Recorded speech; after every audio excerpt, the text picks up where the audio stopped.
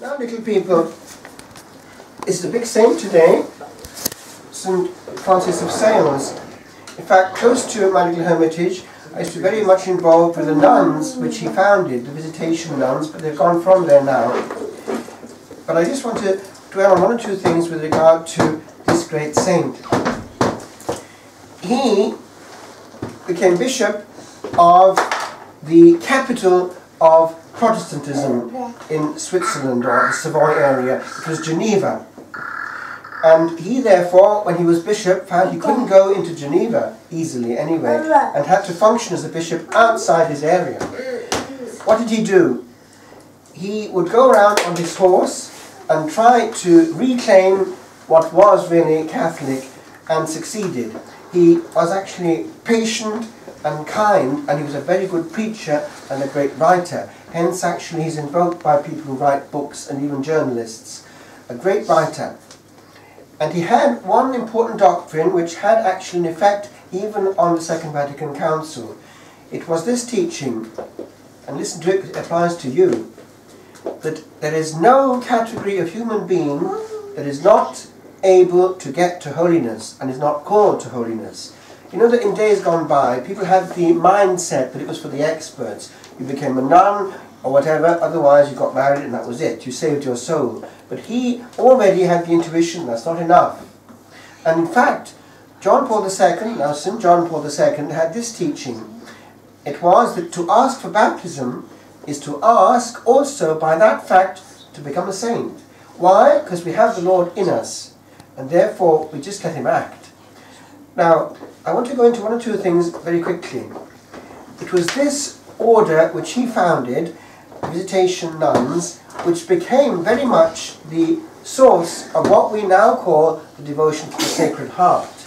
Because out of the blue, the Lord, as the Sacred Heart as we know it, showing his heart, appeared to one of the houses, one of the nuns of this order in France, Paray-le-Monial, and showed his heart suffering because of the sins of men. And he wanted reparation, and that was the beginning of what we do now to this day, the 9 First Fridays. But do you know that what actually happened is actually more complex. One day he was preaching away in the pulpit, and this lady came in who had lost her husband. She was still youngish. She had I think 4 children actually, St. Jane Frances of Chantal. And she was there, and when he got into the pulpit, she felt a shiver go down her spine, and it was this. It's him. And she knew that this was going to be the father of her soul, and that they were going to be working together. So together they founded this order which now forces across the world. But I want to zoom into one or two things with regard to this saint. He had this characteristic of being, they say, very, very gentle. And even in the prayer we had at the beginning, it refers to that. Gentleness. Actually, I know from studying his life a little bit, and from the nuns, that it wasn't quite so simple. Why? Yes, he was. But to get to that gentleness, and this applies to you here, he had to do one thing. He had to conquer his temperament. In other words, you could see from reading in his life that the old temperament, that fiery thing which was still there, sometimes would still emerge. One time he was preaching away against the local heresy, and to the astonishment and almost scandal of the old women present in the congregation, they started to bless themselves and cross themselves. He said this, Calvin, that, beep, beep, beep, beep, censored. It was in French the word which in English would come through as a smelly nose. But he couldn't control his emotion, you see, so that was the old Francis of Sales coming out there. But he did actually get over it, and he was always eventually in complete control of his emotions. And that I would suggest to you, never react head on.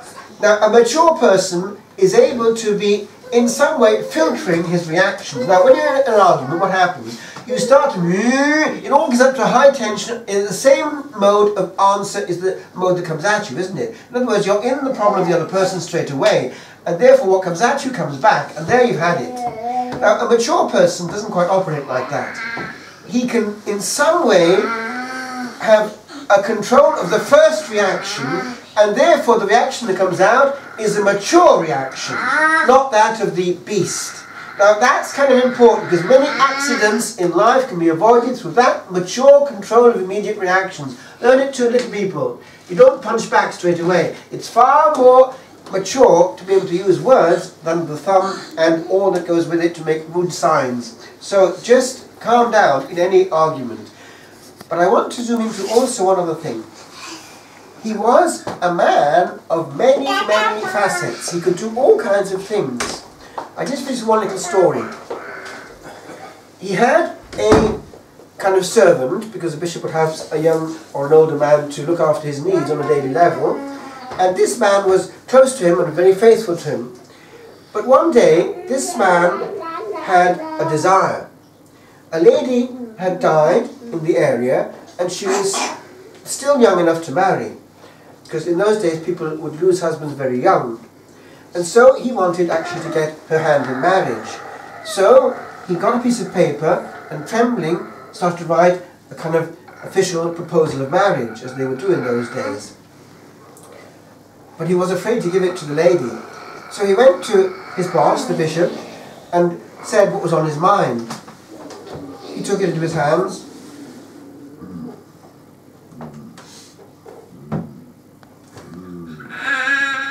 And said to him in French, "You haven't a clue. Leave it with me." So he went off with himself, went to his study, and wrote himself a letter of proposal of marriage, and gave it to him. Hand that on and see if it works. It worked immediately. So a holy bishop was able to do many, many things. A man of many means. I leave it with you. Learn that gentleness, control of emotions, and able to do anything, even quietly, as a good deed, but nobody notices. Okay?